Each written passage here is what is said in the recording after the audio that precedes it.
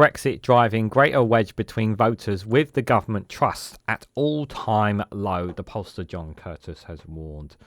We're going to read into this piece from The Independent, you guys. Let's go.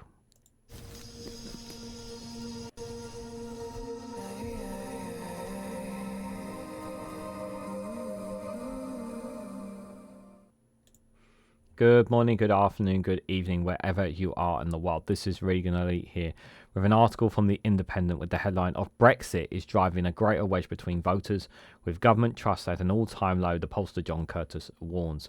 Record percentage of people rarely trust any government to prioritise the needs of the country over internal party interests, the National Centre of Social Research finds.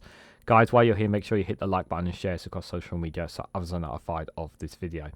I think there is absolutely no question that there is a great disdain of trust is without a doubt low.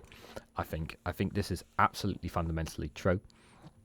I don't think anyone should be arguing this. I think we know that if you step outside of your political bubble and you try to talk to people about politics, those who aren't really interested in it, there are those people who just don't want nothing to do with it, or don't want to talk about it, or don't even want to cast their vote. This is going to be one of the lowest turnouts of voters in the whole of the UK. I think, I really think it's going to be one of the lowest ever. And the reason why I say that is because people felt a great strain of betrayal about Brexit, about their lives would be better off with that, and the continuous amount of lying and deceive that has been placed by the Conservatives, and Labour not always being as open and as honest as they should be about what their plans are, and the changes, and also the anti-Semitism with them, and the betrayal that the intuition feeds that the Lib Dems have when they were in coalition. That is a betrayal of trust too. Nigel Farage and the Reform Part and the Brexit Party promising that Brexit will make everything better and we would all be a lot happier and all that kind of stuff. That turned out to be a lie. There have been so many lies, so much deceit within politics itself. For some of us, it's gotten us more into politics, but for some, it's driven people even further away from politics, even further away, so much so that they're not even going to cast their vote, because there are many people out there who just feel like there is no point casting their vote, that they just have no trust at all, and it doesn't matter who they vote for. I do have some people in my family who don't want to vote, and I have been trying to push them to vote, even just to go and vote for the Montserrat and Leuven Party just make your voice count, and this is like, she's like, no, I'm not casting my vote. Well, Mrs. is going to vote, don't you worry. But there are unfortunately family members who feel they've lost complete trust. They think Sadiq Khan's one of the worst London mayors that we've ever had. I disagree, but that's her view. And the continuation of cycle of what you hear in politics is quite, it's very negative. It's not enough positive. And the thing is that Labour don't promise hope. They don't promise hope.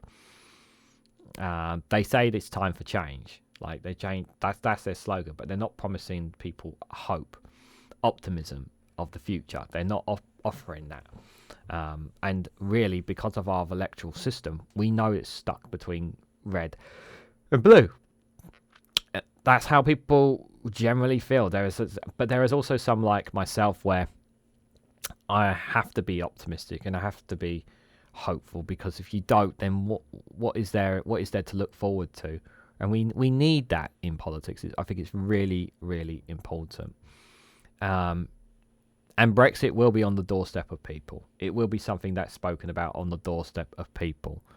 And obviously, when Sir John Curtice says something, you need to stand up and listen, because this is the expert.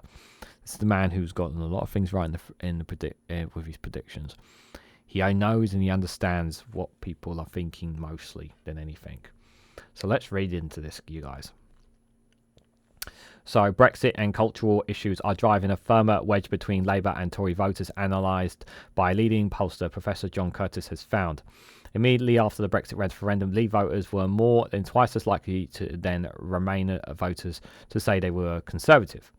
But this has now grown to 3 times as likely, according to a new report by the National Centre of Social Research. A record percentage of people rarely trust any government to prioritise the needs of the country over internal party interests, the research has also found. The annual survey of British social attitudes found 45% of respondents almost never believe government of any party are fully focused on the challenges facing the UK, which is higher than the previous record or high of 40% recorded in 2009 following the MP's expenses scandal. Yeah.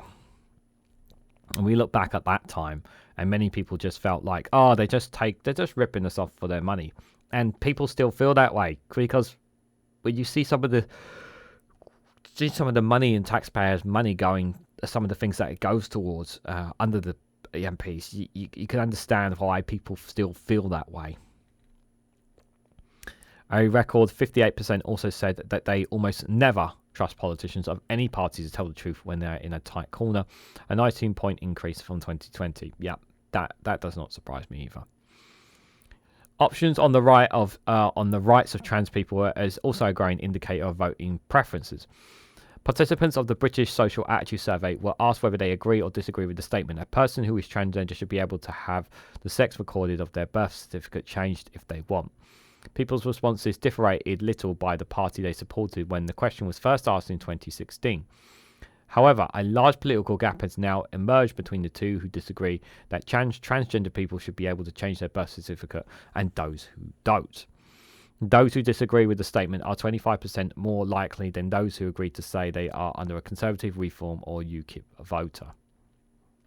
Professor Sir John Curtice, pollster and senior research fellow at the National Centre for Social Centre, the NatSed, said it is often suggested that now that Brexit no longer dominates the political agenda, that the battle for votes has reverted to being simply a contest between left and right. However, the terrain in which the parties are fighting is now a two-dimensional space in which issues of culture and identity, including Brexit, are as important as the divide between left and right. So this is a poll here. This is from the National Centre of Research Centre on this, guys. And I really don't like this. So should a person who is transgender be able to change the sex of their birth on certificate? And voters are increasingly divided on transgender issues as right-wing voters veer against legal gender changes there. So it was a lot more, it wasn't too much there, but apparently it seems like from 2020, really, the gap really divided there. In terms of, so it says there, in terms of Green voters, hasn't changed too much. Reform has dipped a bit. Lib Dems is obviously stayed around the centre. Labour, of course, stronger in agreement. And the Conservatives went down as far as 20%, but it looks like it's steering a bit back up there from the last report in 2023, according to that. But you can see there the Reform one is it's diving down on there, according to their analysis. But like I say with any polls, always take them with a pinch of salt. You want my opinion? They should be allowed to change their legal gender change. That's my answer, because their body, their choice. Simple as that. He said that the next government will also need to address the concerns of a population that is doubtful as ever about the trustworthiness and efficiency of a government system, country's system of government. Professor Curtice explained, addressing some of the policy changes that will help in the endeavour, however, is likely to require much more than that. In particular, a style of manner that governance that persuades people that the government has the interests at heart of all. And there is now also a stronger relationship between pride for Britain and political party preference, and that Sen had found. The Labour Party and the Green Party are more popular among people who say they have little or no pride in their country, whereas the Tories are popular among people who are more patriotic. So the gap between Brexit voters is widening. Leave voters were 2.5 times more likely to vote Tory at the time of Brexit vote in 2016. That's now grown to 3.4% more likely here, apparently.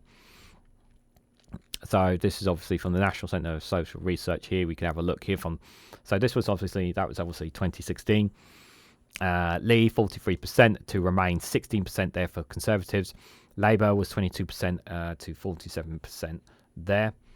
Liberal Democrats, Greens and Reforms there. Not too much difference. It's mainly the two main parties, really, the numbers there where you look at it. 2020, gap widened to 61% Conservatives, 45% for Labour there. Lib Dems, Greens and Reform, not really too much change there. 2021, the gap is still 59 to 15 there, so it's slowly come down in percentage rise a little bit, and 45 to 15, so not too much change in the year on year for the Labour there, and obviously not in the Greens.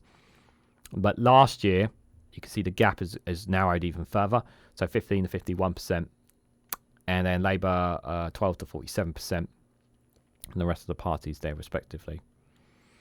Support for the Conservatives or a Eurosceptic party is also stronger among those who think that equal opportunity for lesbian, gay and bisexual people have gone too far.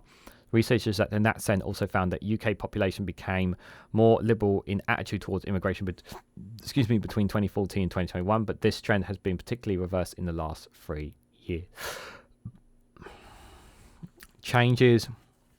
Large changes were introduced to the immigration system at the start of 2021.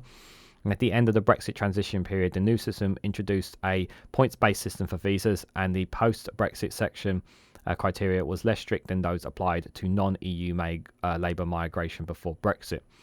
The result has been a surge in net migration fueled by people mainly from India, Nigeria, China coming from the UK for work or study.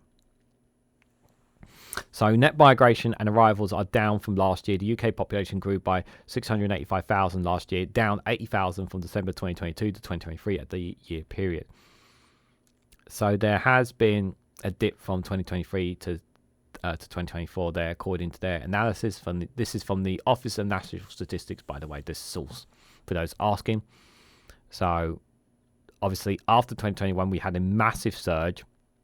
So after the COVID pandemic, as things started to open up, we had a massive surge in net migration. And only in 2023 have we started to see a decline in total arrivals, a small decline, but a much bigger one in net migration there in terms of numbers. So 724,000 to 685,000. Total arrivals are 1,257. And it's gone down to 1,280 according to their reports there. But like I say, this is what the Office of National Statistics are giving the figures here. So you can see there, obviously, the numbers there, how it's jumped up, obviously, there. And then, again, you see net migration numbers there. You can pause it if you want to have a look. The link for the article will be in the description just for reference as well. The proportion of people who think that migrants are good for the economy is now dropping from 51% in 2021 to 40% in 2024. Similarly, in 2021, 48% of people said that migrants enrich Britain's cultural life has now dropped to 43%. Gilligan Prider, interim chief executive at NatCen, said the public's attitude towards immigration has become significantly more positive since 2014, but she added, at the same time, it is an issue on which we have become more divided both socially and politically, and attitudes have shifted somewhat in the opposition direction more recently. This helps to explain why the subject has become one of the central issues in the current general election campaign. I will say, obviously, it's fascinating to look at these polls and numbers. Because they're not just from the Office of National Statistics, obviously from the National Centre of Social Research there, from obviously John Curtice. And when you take those analyses in, it really does open up some eyes into how some people may be feeling. Obviously, you can only take it with a pinch of salt, with this stuff. But I do think it's quite eye-telling about how our perceptions on things have changed. The change, obviously, on transgender and people being able to choose their choice and engage and whatnot. Let me be clear about that. That is something that has been pushed by certain political... Sorry, got this noise there. By certain political... by certain right-wing medias and certain investors who have an interest in dividing people.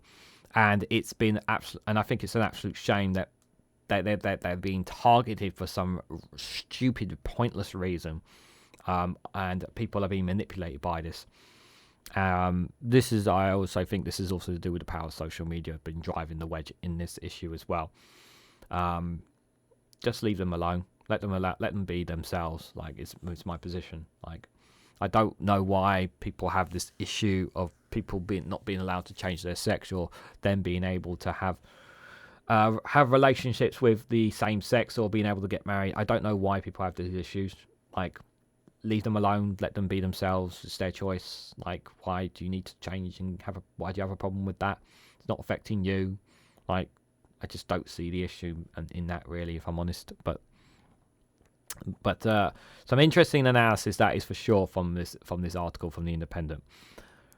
But what do you think? What do you guys make of some of these numbers? What do you guys make of the net migration figures? What do you guys make of what they're saying about transgender issues and whatnot, and what people's opinions and whatnot? I will say, it's obviously, these numbers can obviously change. So let me know your thoughts and more in the comment section down below. If you found this video informative, please hit the like button. We greatly appreciate. Share it across social media so others are notified of this video, and subscribe, because it really does help support the channel. And if you want to go one step further, financially support me and the work that I do here, you can do so by becoming a YouTube member for as little as 99p, or join me on Rumble or Patreon for exclusive content on those platforms. So thank you all so much for watching. Hope to catch you all very, very soon.